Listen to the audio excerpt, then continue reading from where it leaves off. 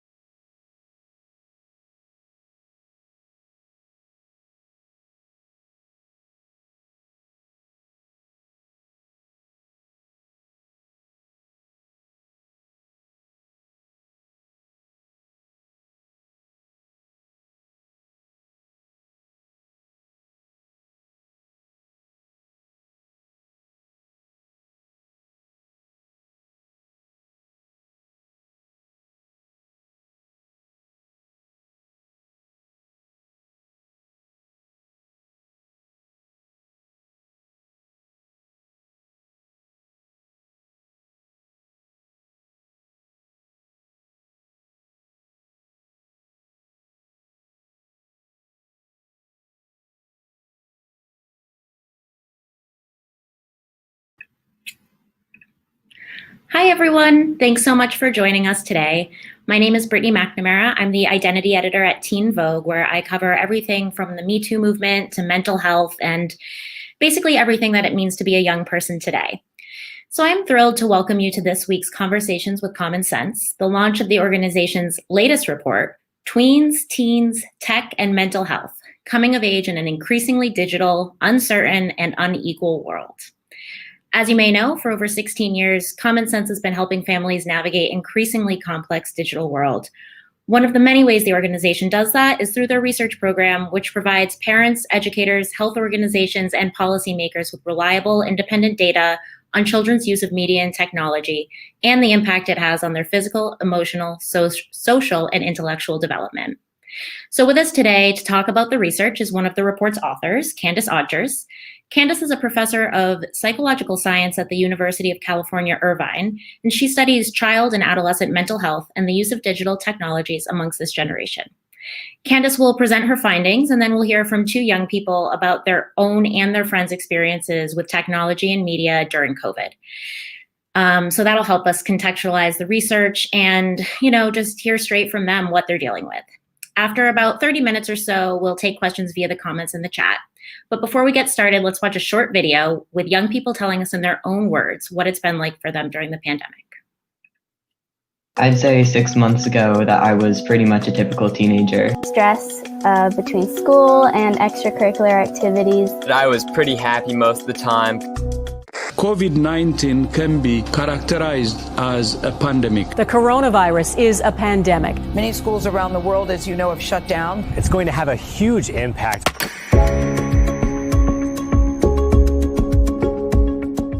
Right now, with the coronavirus and quarantine and everything, I'd say I've kind of retreated to a more isolated version of myself. I definitely feel a little more frustrated and sad. What's been worrying me the most during the pandemic has been getting sick or my family members getting sick. I also have a friend who has some family troubles, and I feel like her stress has been amplified now that, with quarantine and stuff like that. You start to worry about your future, and you start to worry about, am I ever going to see my friends again? I would tell a person younger than me who's struggling with a mental health issue like anxiety that even if it feels safer to keep to yourself, to ask for help. This isn't the end of the world. You're going to get through this. Even creating a vision board of what you want to do 5 years from now, will really motivate you to think more about the future and think more about the possibilities in the future. I think that the best way to go through anything is to talk it through and just, it's always better when you have someone's hand to hold.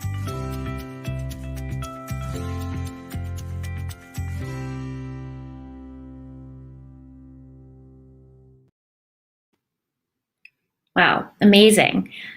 So welcome, Candace, and thank you so much for joining us today. I'd love to hear a little bit more about the report and how what these young people said kind of relates to what you found in your research. Yeah, that's great. Thanks for the introduction and thanks for bringing in those voices. We heard a lot of concern and a lot of hope among young people, which is a common theme. And one of the questions is why have this report now? And I think it's becoming clear that adolescents' concerns over mental health have increased during the pandemic. And this has been especially true as we've seen them being pushed online virtually overnight to meet not only all of their educational needs, but all of their social needs. So this report was put together. It covers adolescence, which spans from age 10 to age 24, so a wide range. And it really addresses this issue that concerns were high as we came into the pandemic and we entered 2020 around mental health and around screen time. And now more than ever, we need to have conversations of how to support young people in online and offline spaces. And so what I wanted to do is just take 5 minutes and share 3 kind of big ideas from the report, and then set the stage for the conversation with our panel. Perfect. So the first kind of big idea is that tech can and should be a safety net right now. So COVID-19 has shone a bright light on inequalities in terms of both mental health and digital tech access.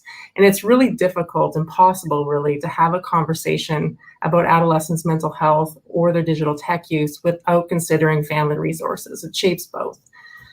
And as I mentioned, as we moved into 2020, concerns were high among young people's mental health. We were seeing rising rates of depression and anxiety, and certainly we're seeing increases in concerns now. And one of the questions that parents and educators and teens themselves had were, what role does social media and smartphone use play in this? And so we addressed that in the report and come down in terms of this challenge of figuring out when and why and where we should be most concerned.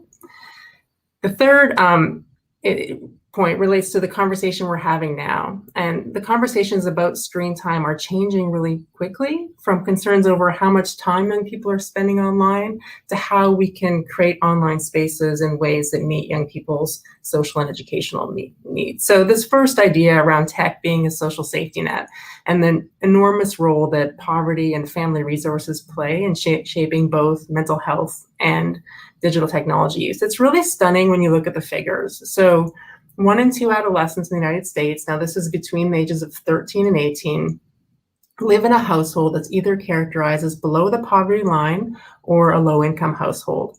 And this is important for 2 reasons. The first one is that family resources and socioeconomic status is one of the most powerful factors shaping mental health risk. So with each step down the rung of the income ladder, risk for mental health problems increases. The second reason this is so important is that family resources structure how young people access technology, the kinds of experiences they have online, and the kinds of opportunities that are available to them. So in our study of 2,000 young people, for example, those from low-income households spent about 2 more hours per day online than their higher-income peers. They were less supported in terms of navigating online spaces and tended to report more negative spillover or experiences online that spilled over into offline lives. Other people have found that young people from lower resource settings receive less support and scaffolding in navigating online spaces and taking advantage of opportunities. And certainly we're seeing, as we're trying to connect everyone at the population level for school and for learning, that there are huge barriers in terms of connectivity, in terms of devices, in terms of access, in terms of who can fully participate. So understanding mental health, understanding digital technology use has to take into account the huge number of young people who are living in low resource settings and how that impacts their life chances and their digital technology use. So the second big idea is really this issue of adolescent mental health and youth being viewed as in crisis as 2020 hit. And with the pandemic, those risks increasing. Now, one of the claims was that social media and smartphone use was driving many of the mental health increases we were seeing, and particularly among young girls. It'll come as good news, I think, to parents and educators and adolescents themselves. Then when you look deeper and you look at the science behind this, what you find that there are very few reliable links between social media use and mental health. That is, these associations are really small. They tend to go in both directions. They're often explained by factors like poverty that we talked about before. And in places where they were more reliably emerged, so among young girls, for example, it's really difficult to determine cause and effect. So the studies that follow young girls over time, for example, will find that those with mental health problems coming into adolescence tend to use digital technologies a little differently. And it's not the digital technologies were creating new concerns. So social media and tech is something that people have liked to blame for the increase in mental health problems, but it's not the culprit that it's made out to be. It's complicated. There are places where there's risk that's increased, and there's also places where young people are finding very clever and innovative ways to support each other and to find support online. So we need to take a closer look. And finally, this is a conversation that I'm glad we're having. Common Sense Media and a number of other people have been arguing for a long time that we need to focus less on quantity, so how many hours young people are spending online, and more about quality, so how they're spending that time online. And this is important for a couple of reasons. One, time doesn't tell you much about the experiences or whether that's good or bad content or whether it's an educational or non-educational experience. Many conflicts within families are about how much time young people are spending online, and there are very few conversations about what that time online looks like. And increasingly, what we're seeing with adolescents is they're going online to learn about mental health, to seek support, to find answers to their questions regarding mental health or supporting others. So we need to be sure that we have the resources online when they come looking for them in those spaces. So really what it comes down to is trying to figure out where are the risks and where are the opportunities. So adolescence itself is a time of increased risk. So risk for mental health problems, increased risk for a number of different behaviors that parents and educators worry about, but it's also a time of incredible opportunity.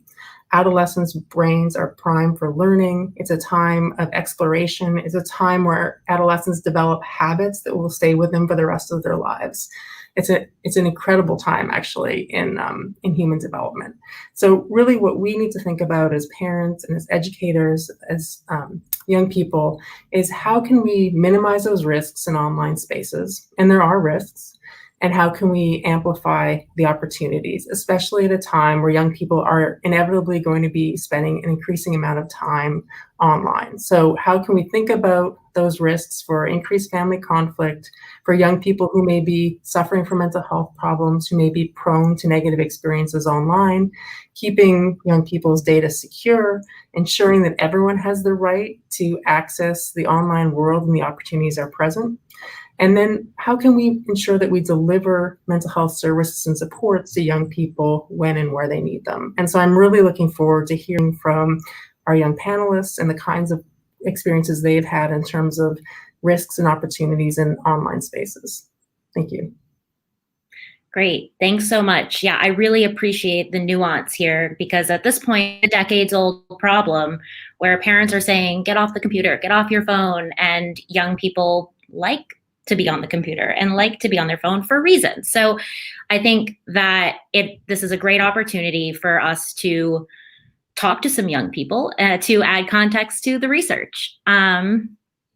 So today we have Virginia Shipp joining us. Hi, Virginia. Virginia Hello. just graduated from Met West High School in Oakland, California. She's held internships at numerous nonprofits and companies, including Salesforce, and she'll be attending Cal Poly in the fall. Congratulations. And we have Mia Hutchinson here. Hi, Mia. Hi. Mia is a rising senior at Harvard Westlake in Los Angeles. And for the past 2 years, she has worked as a listener at Teen Line, a teen-to-teen crisis hotline that provides phone and text counseling information and referrals to help young people ages 12 to 19 with whatever they're facing. So having seen that video and looked at Candace's research, Virginia, what role has social media been playing for you lately? Has it been different since the pandemic started? Do you find it largely the same? What's the picture like? Yeah, so first, when the pandemic first started, I had to delete Instagram for about 3 days because because that was a time where all my friends were posting old photos and videos, and because they were going through a nostalgic time, so they were posting old feed on the Instagram, and I just didn't want to feel nostalgic. I just didn't want to go back in time, even though it's good sometimes. I just needed to just not see that type of stuff and just get away from social media and just kind of clear my mind. And so that didn't really last too long because I just felt like, oh, what if I'm missing something important on social media? Like, oh, I feel really left out. So after 3 days, I re-downloaded Instagram again. And honestly, I didn't really miss out on anything, but all my friends posting their old videos and photos of themselves. And so social media, it was really like very hard to be on social media at first because like even though people had to be quarantined, a lot of like, I don't really call them my friends, but a lot of people that I knew weren't quarantined, and it was really frustrating me and getting me mad because I feel like they weren't really taking it seriously. And so I was just very frustrated, and I after I re-downloaded Instagram, I deleted it again because I got so frustrated for about 2 days, and then I downloaded Instagram again. So it's pretty, I don't know, my mind is like, what if I'm missing something on social media? Like, what if I'm missing something important? But then I re-download it again and it's nothing. So yeah, it's been pretty hard. Yeah, I totally hear you on the fear of missing out. Mia, what about for you? Have you seen your habits change or the way social media makes you feel change? Yeah, I think it definitely does have a huge impact on me. I totally agree with what Virginia was saying. It's so annoying to watch people not really taking COVID seriously, but beyond that, I feel like I have been on social media a lot more. For one, just to like see my friends, even if they're like posting old pictures, like it's nice to just know that they still exist even while I'm stuck in my house. I also feel like it's just a good source of entertainment. Like since I can't go out as much and I can't really leave my house, there's not much left I can do but go on social media. So I feel like I spend so much time on Instagram and TikTok just like passing time.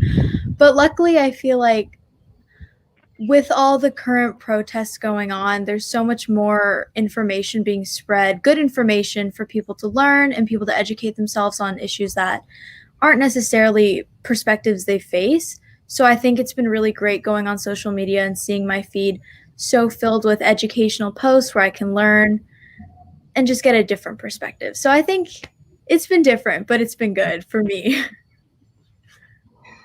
One of the things that we focused a lot on the report was thinking about this time of risk in early adolescence, so 10 to 13-year-olds, and how as you move through adolescence, you develop these strategies and ways of dealing with social media, just in the way that you both have described here. So shutting off, knowing when it's too much, kind of curating.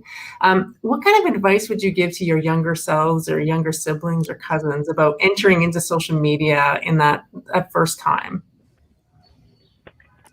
For me, advice I'll give is to not like, because for me, when I first entered social media, I was very thirsty for followers. I don't know why, it was just something that I was very thirsty for. So I would like randomly follow random people, and then they would accept my follow request, and then I would see like just random stuff that doesn't really make sense to me.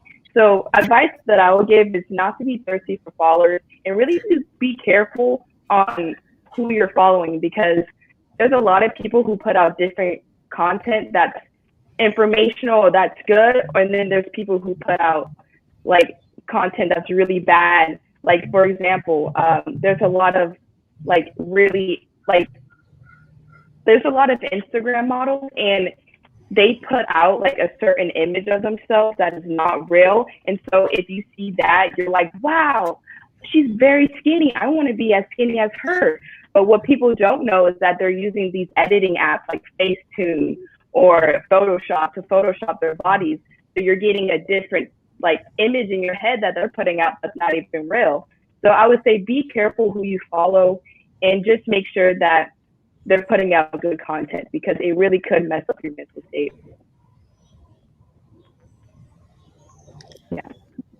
Yeah, I definitely agree with that. I think it's super important when you're starting out on social media to have private accounts. Like on Instagram, if you're 10 to 13, even when you're older, it's really important to not or at least to try your best to not let random people follow you, because you don't want like creepy people coming after you in any way. So yeah, private accounts. Also, just like have a username that you like. I know on Snapchat it doesn't let you change it, so just find something that you're happy with and that you know that you can stick with forever.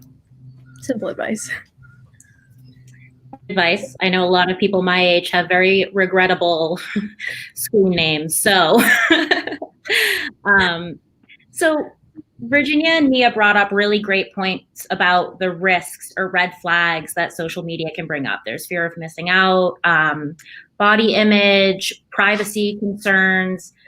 Candace, for any parents or educators listening, how can they spot these red flags, and what is your advice on then getting resources to young people?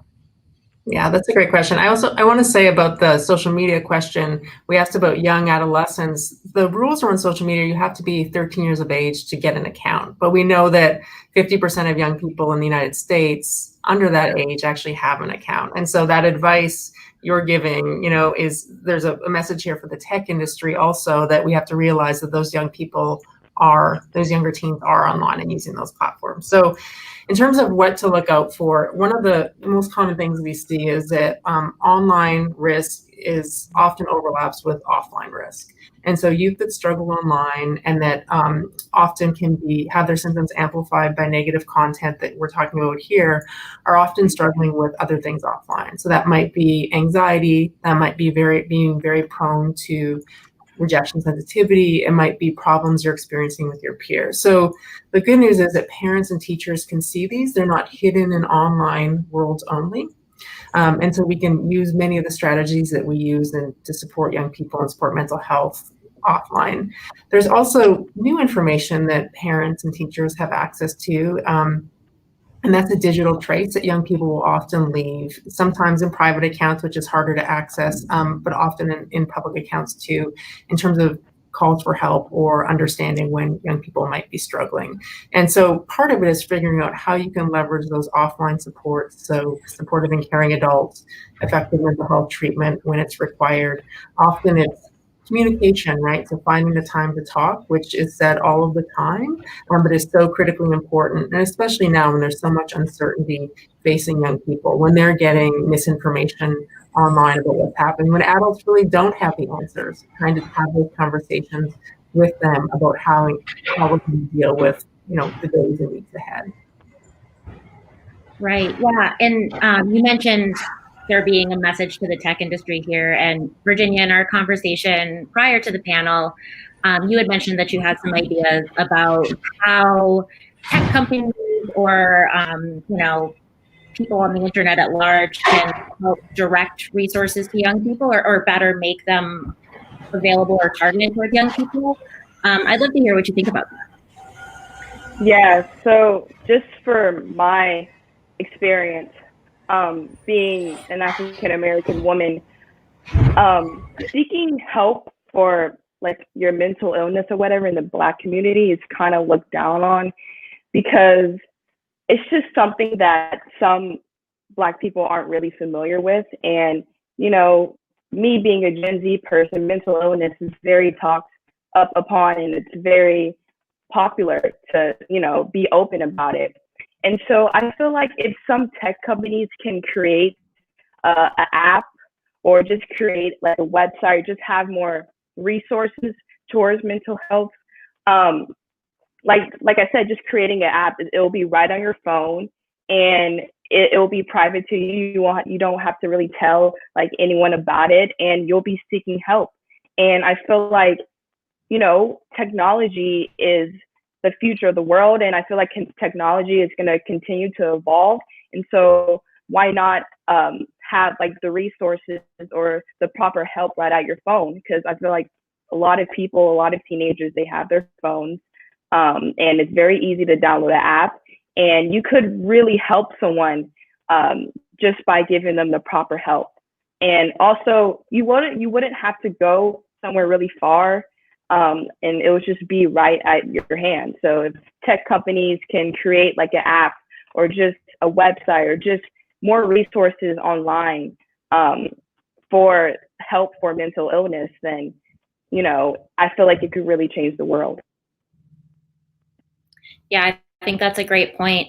Mental illness is still largely stigmatized, especially in certain communities. So having those resources right at your fingertips can really help that. And so we talked a lot about kind of the downsides of social media, but as Candace's research shows, there's also a really big upside. One of those would be providing young people with better mental health resources. But Mia, I'm curious to know, and you kind of mentioned this in the beginning, but what positives have you seen via social media during the pandemic, or even before? How has it helped you?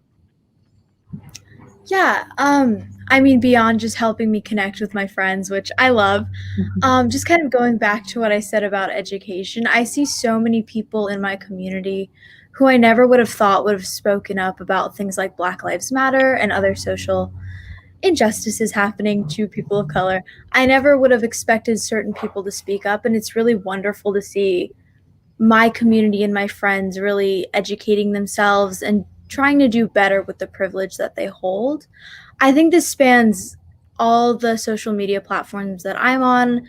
I know Instagram has so many amazing educational accounts that just every day will post a couple of different issues that are happening in the world. And TikTok has so many influencers that are really, their whole pages are dedicated to educating people about what's going on in the world. Same with, I think Snapchat does it a little less, but there's still news outlets that make it, just like social media makes news more accessible to kids and teenagers that wouldn't necessarily be looking for news articles themselves. They can find them through social media and really be learning at such a young age. So I think for me, in my perspective, that's really the best side of technology that I love. Yeah, absolutely. And I'm also curious to know, I think that there's a lot of talk all the time about the ways young people use social media or the ways young people interact with the world at large. But I'm interested to know, Mia and Virginia, if there are any things that you wish adults or your parents or anyone in your lives better understood about your lives on the internet. Is there something that often is misunderstood or that you just like to clear up? We can start with you, Virginia. Yeah, so I'm pretty sure a lot of kids my age get this a lot, like from their parents just saying, "You're on your phone way too much. Get off your phone." And I totally understand it. I totally understand, okay, I probably shouldn't be on my phone for 4 hours straight. That's probably really bad for me. But like Mia said, there's so much information on social media, and especially now there's so many videos and news about what's going on in the world right now. And social media, it's not always a bad place. Like, there's education on here. I've seen so many like videos and so many different, I signed so many petitions just by being on social media, and it's a very educational place. It's not really all bad, and it's not like brainwashing you. It could be very educational at times. So, I could spend a lot of time on my phone just looking at Black Lives Matter videos or just looking at resources for Black Lives Matter. So like I said, it's not all negative. And, it's great because there's so many different resources and news on social media. Yeah, what do you think, Mia? Yeah, I 100% agree with everything Virginia said. I feel like adults, it's just a different generation. Like, technology is still this up and coming thing. So I feel like there's so much urge of parents to try to completely limit screen time, take that away from them, just enjoy fresh air, which obviously, yes, get the vitamin D, but also I feel like there's so many amazing accounts out there too. Like, I know it's really harmful and damaging to see so many big celebrities be face-tuning their pictures, but there's also so many amazing influencers that are purposefully showing young girls and young children overall, like, what real people look like and how images can be photoshopped and how just not everything you see is real. And I feel like a lot of kids know that at this point, and if they don't, there's access to know that stuff isn't real.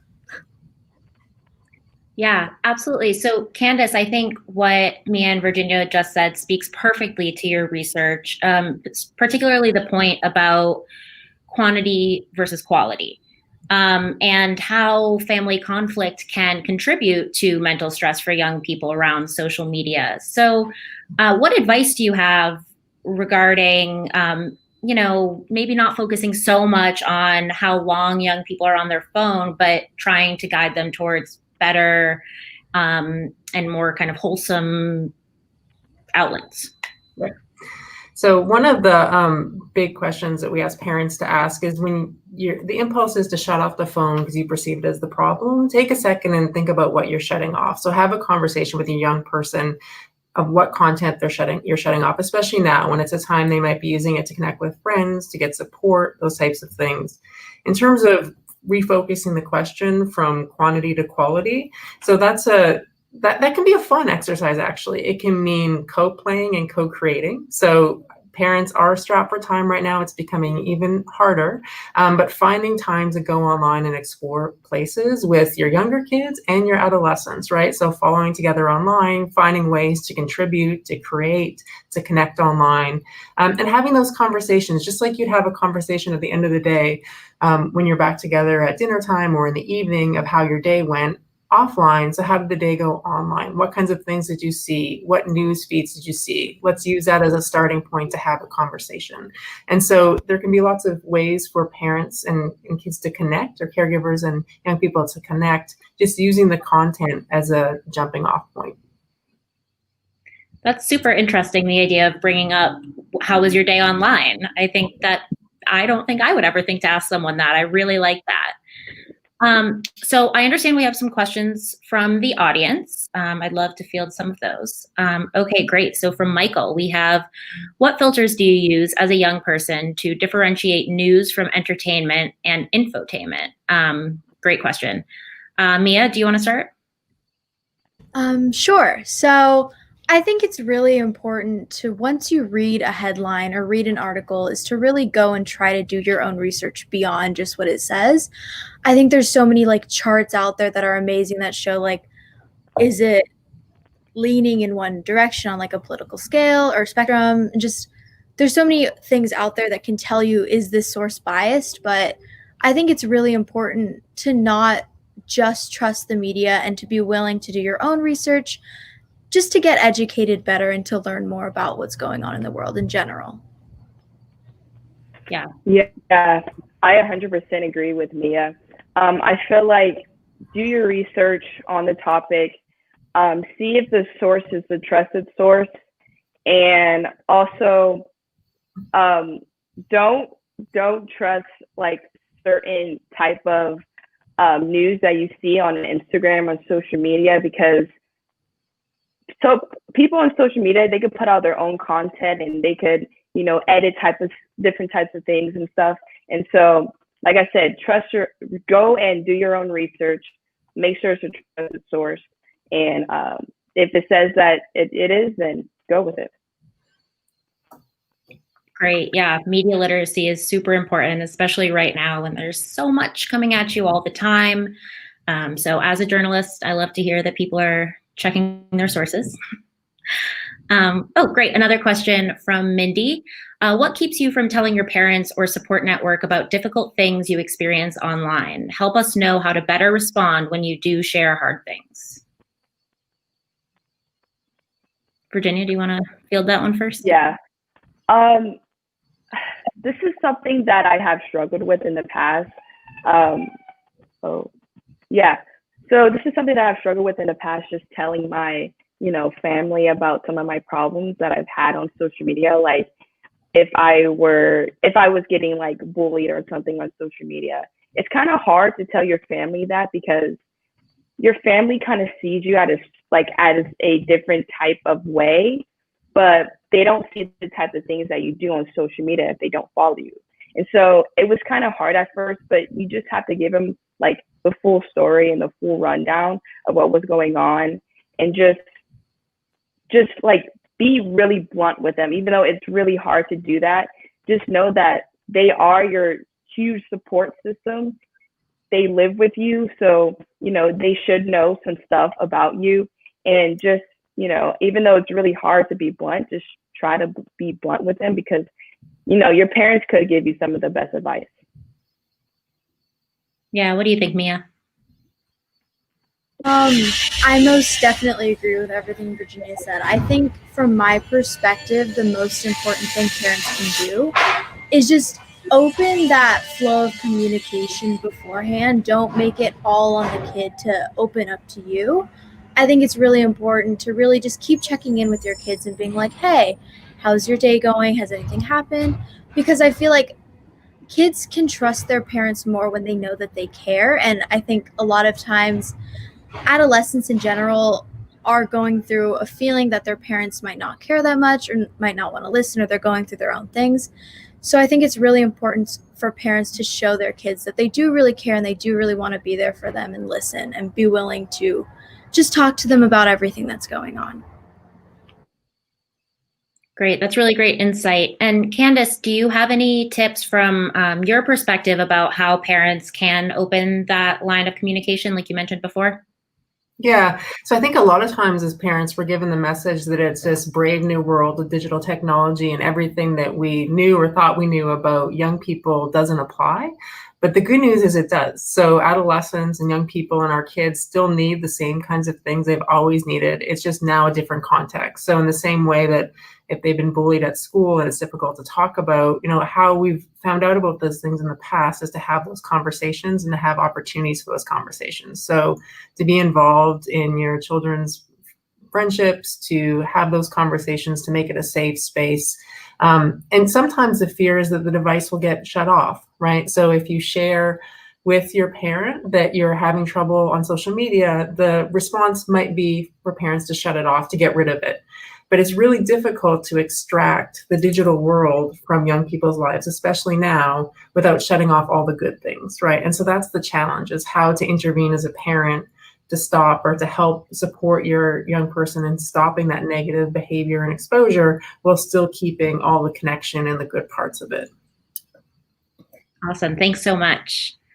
All right, let's see. Another question, this time from Tim. Can you speak to the impact of overconsumption of games like Roblox, Minecraft, etc., and YouTube channels in tweens?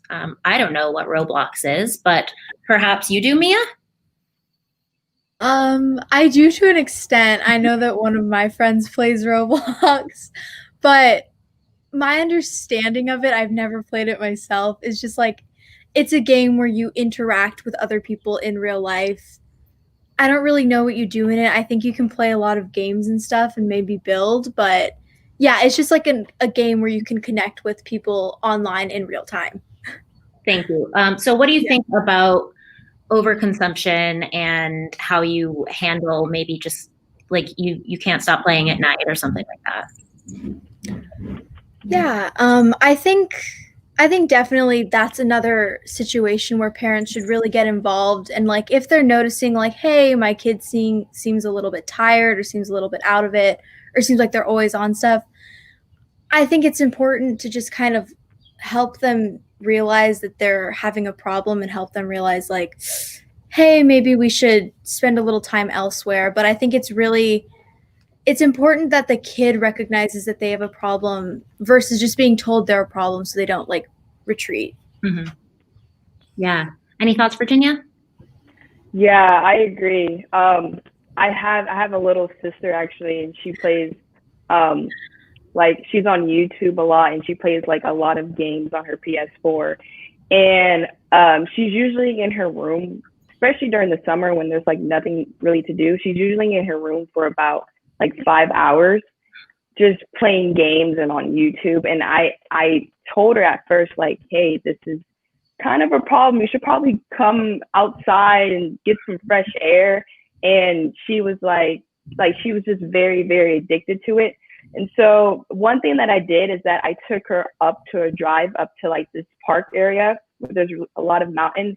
And so just taking your kids even though it's quarantine, even if you're in the car, just taking your kids to different places, and even though like they might not seem like they want to go, just still like tell them to go so they could get like new experiences and just see something new for that day, because it could really change their perspective on things.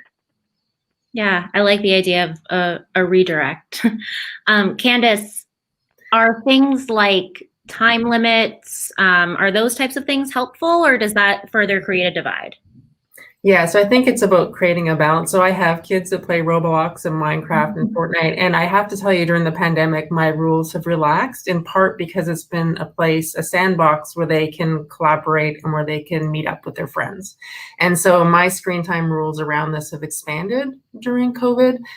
But at the same time, I've also spent time playing there with them, which I don't love the games, but I love playing with my kids. And so that's one of the things that we've done, and to make sure it's safe and make sure the privacy settings are such that you could only accept friends requests from people that they know. And parents can work at this age to create kind of safe little virtual communities to keep their kids connected. But at the same time, it's not going to be developmentally appropriate for your 7 or 8-year-old to be spending 4 hours a day on Roblox. And so here's a time where thinking about not screen time overall, but the kind of mix of things you want your young person to be doing online can be really helpful. Great. I think I need to check out Roblox. All right. So a question from Jenny: how to balance the need to give our young people their online privacy and also protect their safety at the same time when it comes to allowing them to connect with the outside world online? That's a great question. I think that's something you were kind of addressing, Candace, but if you want to dig a little deeper on that. That is a great question. It's also something that varies a lot. So our report covers adolescents, which is from 10 years old to 24 years of age. And so parents have very different roles in terms of supporting. For that early age, one of the best things to do if your young person is going on social media, we know they're not supposed to be.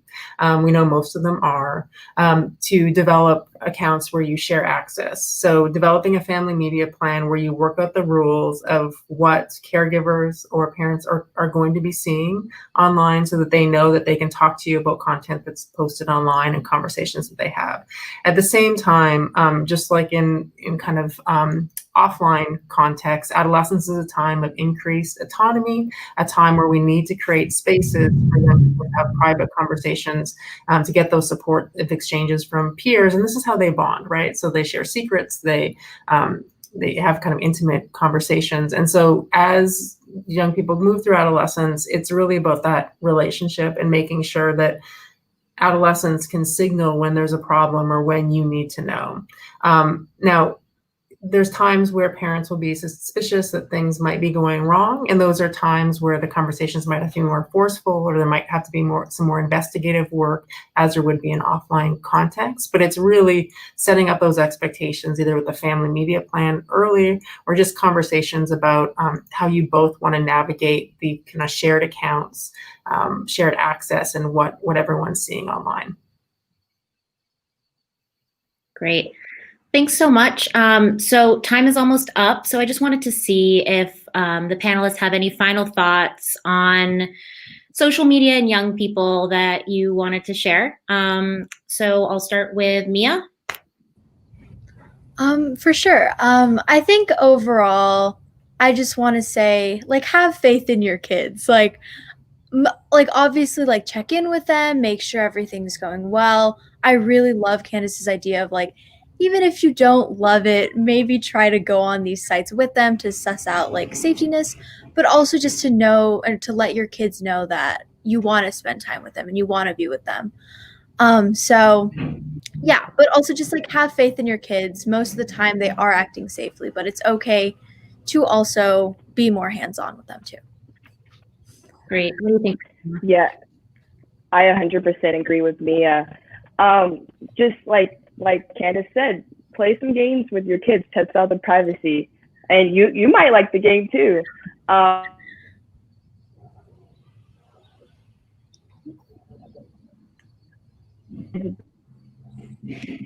Looks like Virginia might have frozen. So yeah, just get used to your kids.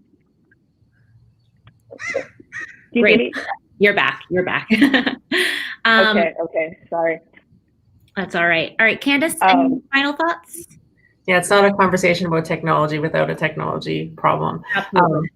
I would say that, in the year ahead is uncertain. We're going to see an increase in digital technology use among young people. We're going to see an increase in anxiety and depression and those types of concerns around uncertainty with the pandemic. I wouldn't jump to the conclusion that those two things are correlated or causal. We're going to have to address both.